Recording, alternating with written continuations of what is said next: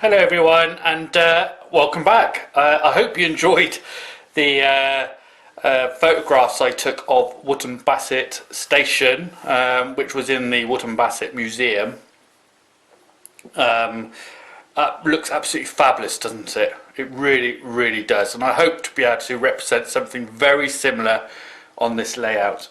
But this time, what to look at is the fiddle yard. So I can take you around what we've done so far, and as you can see, I've taken away all the top level baseboards, and what I've done is I moved all of that back over to the other side of the garage. So over here,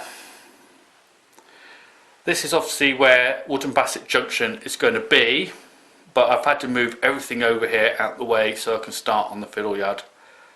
It's a real pain, I must admit, having to move everything all the time, but needs must. So I've got all my turnouts here, ready to be used.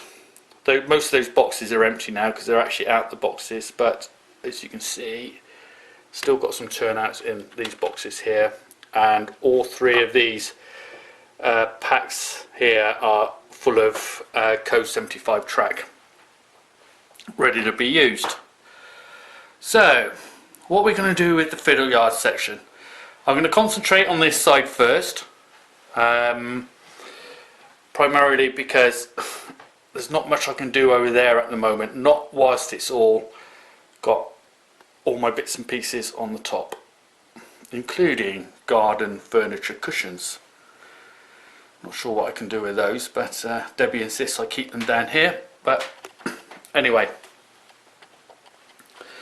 so the fiddle yard, as you can see, obviously I've still got the track down from where I had it before, and here are the inclines, which I still want to try and improve a little bit on, but I'm not sure I can actually do much. I'm not sure if I can actually do something like the elongated helix that Graham did, all because of the gaps I've got to get across, and it'll just be a total nightmare to try and get that sorted, and a lot of risks of derailment, so I'm going to have to count that option out.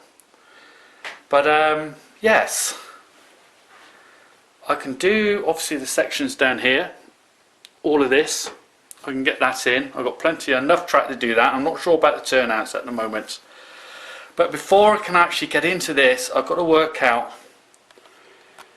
about the top section. So if I turn around, I obviously can't have any joists that go from here, or support sections from there to there, because any locos coming up or down the incline are going to hit them. So what can I do?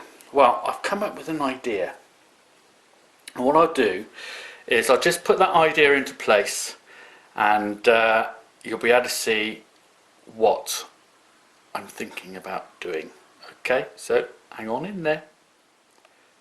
Okay, so this is the idea that I've come up with on how to try and support the top level of baseboards, because I want to pretty much from the wall out to here is going to be 3 feet, but this section here in some areas is going to have to be completely cut out, so I need to get a support along here, and this is the idea I've come up with. Now this section there isn't quite 1 foot, it's just short of 1 foot, but it just shows the principle of what I'm looking at. Now this support here will be cut into this support. I think it's called a centre lap, and hopefully there'll be a picture up in this top left hand corner to give you an idea what it will look like. So this will sit down level with here, and then I just put a screw through the top into the bottom, which will give it a little bit of stability but not enough. But then continue on with what I've done here by using these M5 oh crumbs, what you call them, threaded posts. You know, I totally forgot. But anyway, that's what I want to use here as well. So this is just a piece that I had left over from doing the incline.